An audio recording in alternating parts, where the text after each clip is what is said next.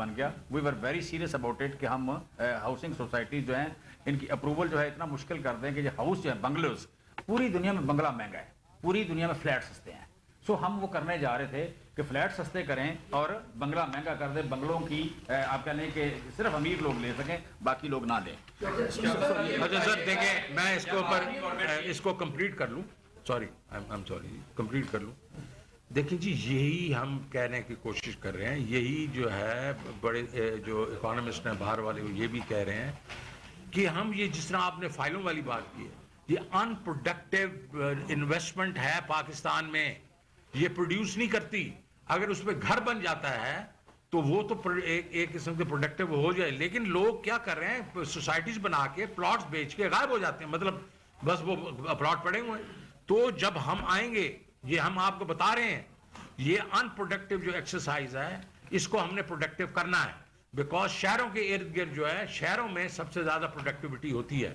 وہیں اگر investment in productive کریں گے تو جو پروڈکٹیو ایکٹیویٹی ہے جس میں انڈسٹری ہے, جس کے بیچ میں سروسز وغیرہ ہیں, اس میں پیسہ نہیں جائے گا, اس میں اس طرف پیسہ جا رہا ہے. جی آپ کچھ کہیں. یہ بتائیے گا کہ جب آپ کی گورنمنٹ تھی تو موجودہ جو حکومت ہے پی ڈی ایم ہے, یہ کہا کرتے تھے کہ ان کو تجربہ نہیں ہے اور اپنے بارے میں گمان کرتے کہ تجربہ کاروں کی حکومت آئے گی تو اکانومی بہتر ہو جائے گی. آپ کا بھی 3-3.5 سال کا تجربہ ہوا پاک میں.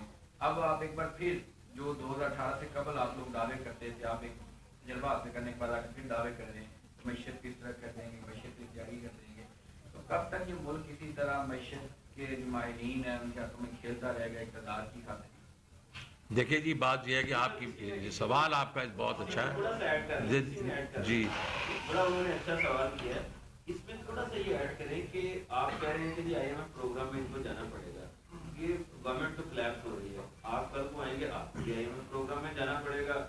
آئی ایم ایف کے پروگرام میں جانے کا مطلب ہے کہ ایک دفعہ پھر مہنگائی کا سیلاب آئے گا, آپ کو بھی اس کی پولیٹیکل پرائز پے کرنی پڑے گی. تو اس میں سے سولوشن کیا ہے نکلنا ہے؟ اس میں سولوشن یہ ہے کہ دیکھیں کوئی ایسی چیز جس طرح میں نے کہا کہ آپ اپنا آپ کی انکم کم ہونا شروع ہو جائے اور اس کو آپ قرضے سے پورا کرنا شروع کریں تو وہ لانگ ٹرم سولوشن نہیں ہے. تو ہمارا سولوشن کیا تھا؟ ہمارا سولوشن تھا کہ آپ نے اکانومی کو بڑھاوا دینا ہے, انکلوسیو سسٹینیبل گروتھ, جو ہم نے 2 سال میں کر رہے تھے اور اس سال بھی اس طرح ہی ہوتی رہتی. آپ ابھی کہیں گے کہ بھائی آپ کے پاس اب کیا سولوشن ہے. دیکھیں جی ہم نے 2 سال تو آپ کو دکھا دیا کہ ہم وہ ہر طرح کی گروتھ کر رہے تھے, ہر جگہ گروتھ کر رہے تھے. اب ہم نے وہ پلاننگ شروع کی ہوئی ہے جو تقریباً کمپلیٹ ہونے والی ہے. ہم پورے 18 ایریاز کے اکانومی کے اوپر ہم پلاننگ کر رہے ہیں, اور اس کے بعد اس کے اوپر وہی ہے sustainable inclusive sustainable growth for a very long period of time. اور اس کے بیچ میں انکلوسیو اس لیے کہ جو نیچے والا طبقہ ہے جس کو ہم نے ٹرکل ڈاؤن کے لیے رکا ہوا تھا, وہ ہم اس کے اوپر ٹرکل ڈاؤن نہیں کرنے دیں گے. ہم صحت کارڈ جیسی چیزیں, کامیاب پاکستان جیسی چیزیں, کامیاب جوان جیسی چیزیں کریں گے تاکہ ہمارا جو نچلا طبقہ ہے اس کو انفلیشن سے بھی ایک قسم سے پروٹیکشن ہو, لیکن ان کی بھی گروتھ ہونی چاہیے. تو وہ پلاننگ ہو رہی ہے. اب آپ کی بات میں کہتا ہوں کہ ابھی کیا ہوگا, ابھی کے لیے بھی ہم اس کھڈے میں جو گر گئے ہیں اس کے لیے ایک اسپیشل ایمرجنسی پروگرام ہم بنا رہے ہیں کہ ہم اگر آ گئے تو ہم نے اس کھڈے میں سے کیسے نکلنا ہے, 25% انفلیشن میں سے کیسے نکلنا ہے, نیگیٹو گروتھ سے کیسے نکلنا ہے. یہ سارا ہمارے پاس پروگرام ہے, اور ہماری کریڈینشیل اس لیے بہتر ہے کیونکہ ہمیں 18 کی جو اکانومی ملی تھی اس کو ہم نے ٹھیک کر کے دکھایا تھا, اور ہم بلیو کرتے ہیں کہ خان صاحب کو اس دفعہ 2/3 میجورٹی ملے گی. ہمارے پاس پولیٹیکل سٹیبلٹی بھی ہوگی, پولیٹیکل کیپٹل بھی ہوگا, ہم سخت ڈیسیژن لینے ہوں گے وہ شروع میں لیں گے. میں ایک بات ایڈ کرنا چاہ رہا ہوں, دیکھیں اس میں سب سے بڑا جو ایشو پاکستان میں بنا ہے وہ یہ ہے کہ دنیا میں پچھلے سال مہنگائی تھی خوراک کی 10.6%, اور پاکستان میں مہنگائی تھی 36.5%, اور ایک بار 46% بھی گئی. اگلے سال دنیا میں مہنگائی ہے فوڈ کی 3.5 سے لے کے 4.5, اور ہمارے پاس اگلے سال بھی 30% سے فوڈ کی مہنگائی زیادہ ہوتی نظر آ رہی ہے. اور شوکت صاحب کی جو بات ہے وہ کر رہے ہیں سی پی آئی کی بات کرتے ہیں, میں کروں گا ایس پی آئی کی بات. ایس پی آئی یہ ہے سینسٹیو پرائس انڈیکس, جس میں آپ کی انرجی اور خوراک یہ 2 چیزیں. اب جب اور سی پی آئی میں آتی ہے آپ کی مطلب دکان, پراپرٹی, مکان, ہر چیز آ جاتی ہے. جب مہنگائی زیادہ ہوتی ہے تو دکان مکان تو لوگ نہیں خریدتے, پلاٹ تو نہیں خریدتے, لیکن خوراک اور پیٹرول تو یا بجلی تو انہیں خریدنی ہے. سو پاکستان میں جو لوگ کہتے ہیں نا 25% مہنگائی ہے, 25% مہنگائی ہے ان کے لیے جو پراپرٹی بھی ساتھ خریدتے ہیں. جو میرے اور آپ کے لیے مہنگائی ہے, غریب آدمی کے لیے وہ مہنگائی 36% سے زیادہ ہے, اور اگلے سال بھی یہ مہنگائی اسی طرح زیادہ ہوتی نظر آ رہی. جو خطرے والی بات ہے, خطرے والی بات جو ہے کہ تقریباً اس وقت پچھلے سال میں 60% آپ کہہ لیں کہ جو آلموسٹ 26-27 ہزار روپے کا ایک بندے کا کھانا تھا ماہانہ, آپ کہہ لیں وہ چلا گیا 42,000 روپے. تو وہاں پہ اس وقت جو ہوا ہے نا, لوگوں کے آٹے کے ساتھ جو ہوا ہے, جو گھی کے ساتھ ہوا ہے, جو اس وقت آٹے کا توڑا پورا نہیں لیتے, 2-2 کلو کر کے لیتے ہیں, 1-1 کلو کر کے لیتے ہیں, وہ ایشو بن گیا. اور لاسٹ بات میں اس کے حوالے سے کرنا چاہوں گا, آپ مئی میں اپنا مارچ کا افورڈیبلٹی انڈیکس نکالیں یا لیونگ کاسٹ انڈیکس نکالیں دنیا کا. ہم نے بڑا, عمران خان صاحب نے بار بار آپ کو کہا تھا, اس وقت ہمارے پاس دنیا میں 3 چیزوں میں ہم سستا ترین ملک تھے. 3 چیزوں میں, خوراک یعنی گراسریز, ہاؤس کا کرایہ, ہاؤس اور دکان کا کرایہ, اور تیسرا ایجوکیشن. دنیا کا سستا ترین ملک تھے ہم. دنیا کے 139 ملکوں کو انہوں نے کیا سروے, اس میں ہم افغانستان سے بھی سستا ملک تھے. اب اس میں آپ جاتے ہیں تو آج کی دیکھیں پرائسز, آج کی پرائسز ویٹ کی دنیا کی 90 روپے پرائس ہے, میز 70 روپے, بیف 1120 روپے, چکن 761, آلموسٹ دنیا کے برابر ہم پہنچ گئے ہیں. دنیا سے ہم 13% ہے دنیا کا. خوراک اتنی سستی تھی, آج ہم دنیا کے قریب پہنچ گئے ہیں. یہ شکر یہ بتا دیں کہ پی ٹی اے اکثر یہ کہتے ہیں کہ معاشی استحکام کے لیے سیاسی استحکام ضروری ہے, تو ٹیکنوکریٹس حکومت کی بھی بات کی جا رہی ہے, کیا اس سے بھی معاشی استحکام آ جائے گا؟ دیکھیں ٹیکنوکریٹ گورنمنٹ کا تو سوال ہی پیدا نہیں ہوتا. پہلی بات تو یہ ہے کہ دیکھیں یہ جو حکومتیں ہیں نا وہ عوام ہی سلیکٹ کرتے ہیں, عوام کی طاقت سے ہی حکومتیں اپنا جو ہے وہ ڈیسیژنز لیتی ہیں. اور اگر آپ عوام جو ٹیکنوکریٹک گورنمنٹ تو بیسیکلی ٹیکنوکریٹس ہیں نا بیٹھے, تو ویسے تو میں بھی ٹیکنوکریٹ ہوں.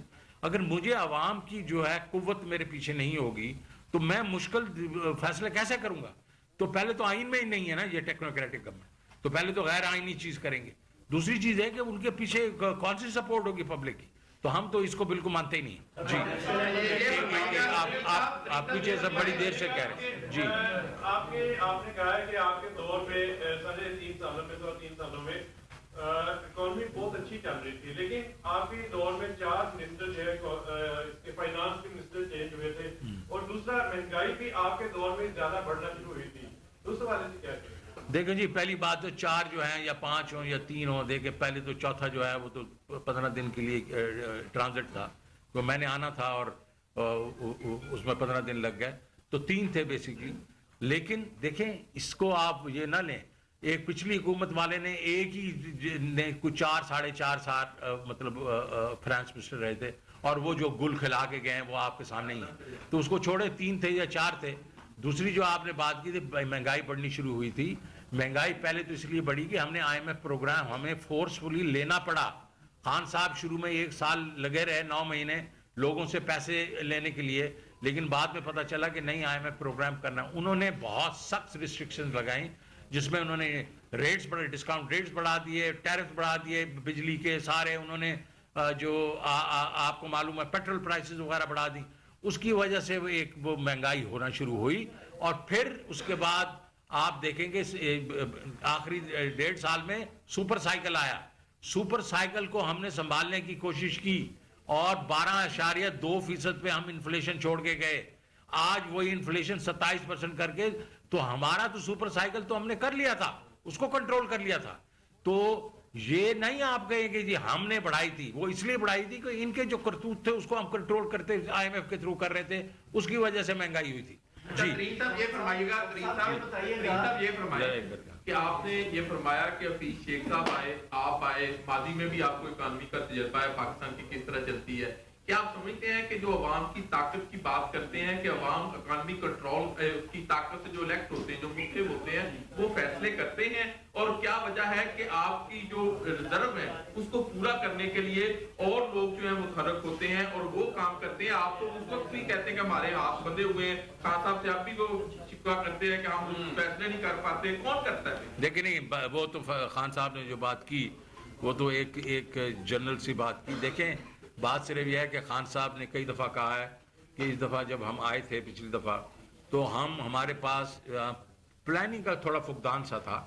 لیکن اس دفعہ ہم پوری پلاننگ کر کے آئیں گے. ہم جب گراؤنڈ پہ آئیں گے تو ہمارے پاس پلان بھی ہوں گے, ہمارے پاس وہ لوگ بھی ہوں گے جو ان پلانز کو امپلیمنٹ کریں گے.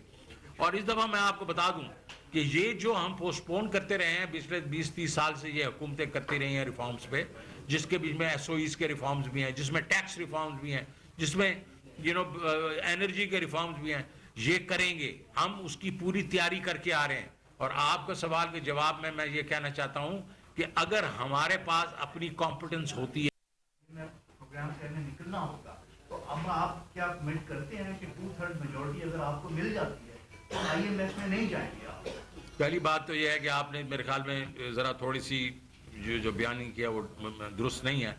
آئی ایم ایف پروگرام ہم نے کیا اور ہم چلا رہے تھے. آپ جو کیسے کہہ رہے ہیں, میں جب اپریل میں آیا تھا تو انہوں نے اگریمنٹ کیا تھا $500 ملین لے کے کہ ٹیکسز 700 ارب روپے کے لگا دیں گے, 5 روپے کی بجلی بڑھا دیں گے اور اسٹیٹ بینک جو ہے وہ پورا کا پورا انڈیپینڈنٹ کر دیں گے. میں ادھر کھڑا ہو گیا, میں نے کہا یہ نہیں ہوگا. میں نے اس کو ٹھیک کروایا, اس کو 700 کو 350 بلین کے ٹیکسز پہ لے کے آیا. اس کے بعد جو 5 روپے کی بجلی تھی اس کو 2.5 روپے پہ لے کے آیا, اور اسٹیٹ بینک بھی ہم نے ڈائلیوٹ کروایا. تو یہ نہیں ہے کہ ہم اس کے ساتھ ڈیل نہیں کر سکتے. میں نے 2008 میں بھی آئی ایم ایف کا پروگرام کیا ہوا ہے اور سکسیسفلی کیا ہوا ہے. جب میں نکلنے لگا تو آئی ایم ایف کے مینیجنگ ڈائریکٹر میں خط لکھا تھا, آپ مت جائیں.